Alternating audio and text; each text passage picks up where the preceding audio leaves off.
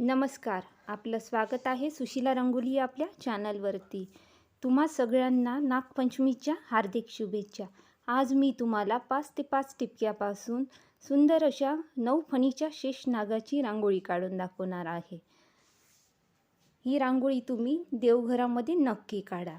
इथे मी अगोदर असा शिवलिंगचा आकार काढून घेतला आहे आणि याच्यामध्ये अगोदर असा काळा कलर इथे भरून घ्यायचा आणि इथे असा काटाकाटाने असा निळा कलर भरून घ्यायचा असा मध्ये आणि बाजूला असा काळा कलर इथे भरून घ्यायचा आणि इथे अशा 3 रेषा काढून घ्यायच्या आणि याच्यामध्ये आता असा लाल कलरचा एक टिपका काढून घ्यायचा आणि इथे असं बेलाचं एक पान काढून घ्यायचं आणि याच्यामध्ये असा हिरवा कलर भरून घ्यायचा. आता इथे 2 रेषा अशा जोडून इथे शेषनागाचा चेहरा काढून घ्यायचा आणि इथे असा आकार काढून घ्यायचा आणि याच्यामध्ये अगोदर असा फिकट निळसट कलर भरून घ्यायचा. अशा प्रकारे मी इथे पूर्ण असा कलर भरून घेत आहे. तुम्हाला जर माझे व्हिडिओ आवडत असतील तर प्लीज एक लाईक करा, शेअर करा आणि चॅनलवरती नवीन असाल तर सबस्क्राईब करायला विसरू नका आणि हाईपचं बटन नक्की दाबा. आणि इथे असा काळा कलरने रेष काढून घ्यायची आणि इथे आणखी एक असा फणीचा आकार काढून घ्यायचा आणि या बाजूने सुद्धा असाच आकार काढून घ्यायचा. तुम्हाला तर माहीतच असेल, नागपंचमी हा सण श्रावण महिन्यातील शुक्ल पक्षाच्या 5व्या दिवशी साजरा केला जातो. या दिवशी आपण नागदेवतेची पूजा करतो. नागपंचमीला धार्मिक आणि पौराणिक महत्त्व पण आहे. राजा जनमेजयने केलेल्या सर्पयज्ञापासून नागकुळाचे रक्षण आस्तिक मुनींनी याच दिवशी केले, म्हणून पण हा सण साजरा केला जातो. श्रावण महिना हा भगवान शिवशंकरांचा असतो आणि नाग भगवान शंकराच्या गळ्यात असतात. त्यामुळे सुद्धा आपण नागपंचमीला नागाची पूजा करतो आणि श्री विष्णूची शय्या शेषनाग मानली जाते. त्यामुळे सुद्धा नागांना खूप महत्त्व आहे.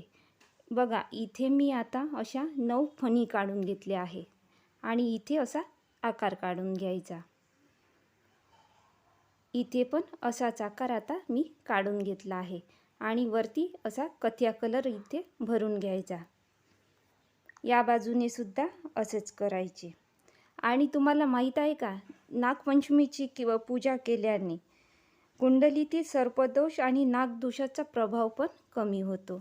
अशा प्रकारे मी इथे आता पूर्ण असा निळा कलर फिकट भरून घेतला आहे. या बाजूने सुद्धा असा फिकट निळसट कलर इथे भरून घ्यायचा.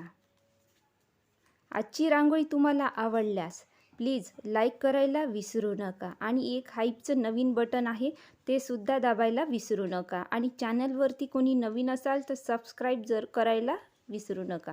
आणि इथे मध्ये असा हा कथिया कलर भरून घ्यायचा. इथे पण अशाच प्रकारे कथिया कलर भरून घ्यायचा. मी नागपंचमीसाठी वेगवेगळ्या प्रकारच्या नागाच्या भरपूर रांगोळ्या अपलोड केल्या आहेत, त्यासुद्धा तुम्ही बघू शकता. आणि इथे असा काळ्या कलरने अशा रेषा काढून घ्यायच्या. या बाजूने सुद्धा अशाच प्रकारे काळ्या कलरने अशा रेषा काढायच्या आणि इथे अशा शेंद्रा कलरने आडव्या पूर्ण फणीवर अशा रेषा काढून घ्यायच्या. अशाच प्रकारे मी पूर्ण आता फणीवर अशा शेंद्रा कलरने रेषा काढून घेत आहे. तुम्हाला जर काही नवीन नागपंचमीच्या रांगोळ्या बघायच्या असतील तर मला कमेंटमध्ये नक्की सांगा. त्या रांगोळ्या काढण्याचा मी नक्की प्रयत्न करेन. अशा प्रकारे मी इथे पूर्ण अशा शेंद्र रेषा आता काढून घेतल्या आहे आणि इथे असा लाल कलरने 2 अशा रेषा काढून घ्यायच्या. सगळ्या फणींना आता अशा रेषा काढायच्या आणि मध्ये असे 2 काळ्या कलरने असे डोळे काढून घ्यायचे. सगळ्या फणींना आता मी अशा काळ्या कलरने डोळे काढून घेतले आहे आणि अशी इथे रेष काढायची आणि इथे असा गोल काढून घ्यायचा. आणखी अशी रेष काढून इथे असा आकार काढून घ्यायचा गोल आणि याच्यामध्ये अगोदर फिकट काळा कलर असा इथे भरून घ्यायचा आणि खाली पण असा काटाकाटांनी काळा कलर फिकट भरून घ्यायचा आणि मध्ये अशी एक रेष काढून घ्यायची आणि इथे पण अशीच रेष काढून घ्यायची आणि इथे असा शेपटीचा आकार काढून घ्यायचा आणि इथे पण असाच फिकट काळा कलर असा भरून घ्यायचा आणि इथे फिकट निळा कलर. आता मी या सगळ्या खाली जागेमध्ये असा फिकट निळा कलर आता भरून घेत आहे आणि खाली पण अशा प्रकारे इथे भरून घ्यायचा आणि याच्या मध्ये अशा काळ्या कलरने अशा रेषा काढून घ्यायच्या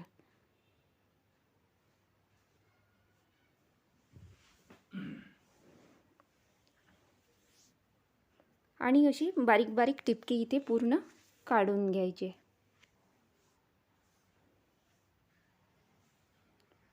आणि खाली पण अशाच प्रकारे इथे बारीक असे टिपके काढायचे. आता मी इथे असा त्रिशूल काढून घेत आहे. त्याच्यासाठी अशी उभी एक रेष काढून घ्यायची आणि इथे असा निमुळता आकार काढून घ्यायचा आणि इथे असा आकार काढायचा आणि या बाजूने सुद्धा असा आकार काढून इथे असं जोडून घ्यायचं आणि इथे पण असं जोडून घ्यायचं आणि पूर्ण असा शेंद्रा कलर याच्यामध्ये भरून घ्यायचा. आता मी इथे डमरू काढून घेणार आहे. त्याच्यासाठी असे छोटे छोटे 2 गोल काढून घ्यायचे आणि इथे असं जोडून घ्यायचं आणि इथे पूर्ण असा कलर भरून घ्यायचा आणि मध्ये असा पांढरा कलर आणि अशा रेषा काढून घ्यायच्या. आता मी इथे पोपटी कलरने अशी रेष काढून घेतली आहे आणि हिरव्या कलरने पूर्ण असं गवत काढून घेणार आहे. आजची शेषनागाची रांगोळी तुम्हाला कशी वाटली हे मला कमेंटमध्ये नक्की सांगा आणि आवडल्यास लाईक करायला विसरू नका. अशा प्रकारे पूर्ण मी आता इथे गवत काढून घेतलं आहे आणि याच्यावरती अशा पोपटी कलरने उभ्या रेषा काढून घ्यायच्या. पूर्ण असं गवताचा आकार काढायचा आणि आडव्या अशा रेषा काढून घ्यायच्या आणि याच्यावरती अशा लाल कलरने असे बारीक बारीक टिपके द्यायचे फुलासारखे आणि पिवळ्या कलरने आणि खाली ओम नमः शिवाय असं मी लिहून घेत आहे. तुम्हाला वाटल्यास तुम्ही इथे हर हर महादेव पण लिहू शकता किंवा नागदेवता प्रसन्न असं पण लिहू शकता, पण मी इथे ओम नमः शिवाय असं लिहून घेत आहे आणि खाली अशा 2 रेषा काढून घ्यायच्या आणि बाजूला उभ्या अशा 2 रेषा काढून घ्यायच्या. बघा, अशा सोप्या पद्धतीने आपली 9 फणीच्या शेषनागाची रांगोळी आता काढून झाली आहे. ही रांगोळी तुम्हाला कशी वाटली ते कमेंटमध्ये नक्की सांगा आणि आवडल्यास प्लीज लाईक करा, शेअर करा. चॅनलवरती नवीन असाल तर सबस्क्राईब करायला विसरू नका आणि तुम्हाला सगळ्यांना पुन्हा एकदा नागपंचमीच्या हार्दिक शुभेच्छा आणि माझा पूर्ण व्हिडिओ बघितल्याबद्दल धन्यवाद.